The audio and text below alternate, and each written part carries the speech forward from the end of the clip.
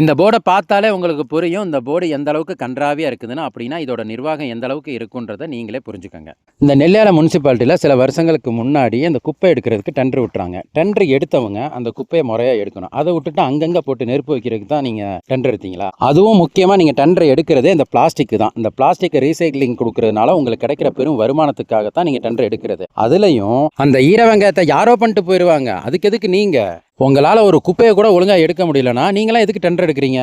இந்த தேவாலா காட்டி மட்டத்திலேருந்து தேவகிரி வரைக்குமான வனப்பகுதியில் நீங்கள் குப்பையை பார்க்கல அப்படின்னு சொன்னால் தான் அரிதான ஒரு விஷயமா இருக்கும். ஏன்னா அந்த அளவுக்கு முழுக்க முழுக்க குப்பையாக தான் இருக்கும், பேம்பஸாக தான் கிடக்கும், இருக்கிற குரங்கெல்லாம் எடுத்து தின்னுட்டு தான் இருக்கும். இந்த வனத்துறையோட கண்ணுக்கு தெரியுமா தெரியலையா அப்படின்றது ஒரு கேள்விக்குறியாகவே இருக்குது. என் நண்பர் ஒருத்தன் என்கிட்ட ஒரு கேள்வி கேட்டான், ஏன்டா வனப்பகுதிக்குள்ளே விறகு பொறுக்கிறது கூட மக்கள் போகக்கூடாது அப்படின்னா இந்த வேஸ்டெல்லாம் எங்கேருந்து வந்துச்சு?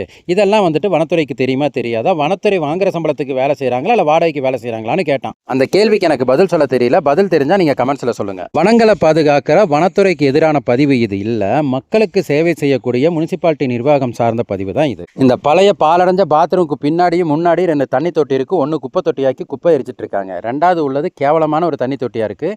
இந்த தண்ணி தொட்டியில் தண்ணி விடுறதே தப்புன்னு தான் சொல்லணும். ஏன்னா அந்த தண்ணியில் சோத்து பருக்கையெல்லாம் கிடக்குது அப்படின்னா அந்த தண்ணியை புழங்குறாங்க அப்படின்னு அர்த்தம். ஸோ இந்த அளவுக்கு கேவலமான ஒரு நிர்வாக திறமையை வந்துட்டு நீங்கள் வேறு எங்கேயும் பார்த்துட முடியாது. மற்றபடி நம்ம எப்பவும் சொல்கிற மாதிரி கமெண்ட்ஸில் கொஞ்சம் கவனிச்சு விடுங்க. உப்பட்டி அத்திக்குண்ணா ரோட்டோரத்தில் இருக்கிற இந்த பழைய பாத்ரூமுக்கும் பிராண்டி ஷாப்புக்கு பக்கத்தில் இருக்கிற புது பாத்ரூமுக்கும் இந்த ரோட்டில் ஓடுற காருக்கும் முனிசிபாலிட்டி போர்டுக்கும் எதுவும் சம்மந்தம் இருக்குதா அப்படின்றது எனக்கு தெரியல. ஆனால் அடுத்த வீடியோ சம்மந்தத்தோடு வரும். இந்த வீடியோவை ஷேர் பண்ணுங்கள். ஃபஸ்ட்டு கமெண்ட்டில் இருக்கிற லிங்க்கில் போய் அந்த யூடியூப் சேனலை சப்ஸ்கிரைப் பண்ணி வச்சுக்கோங்க.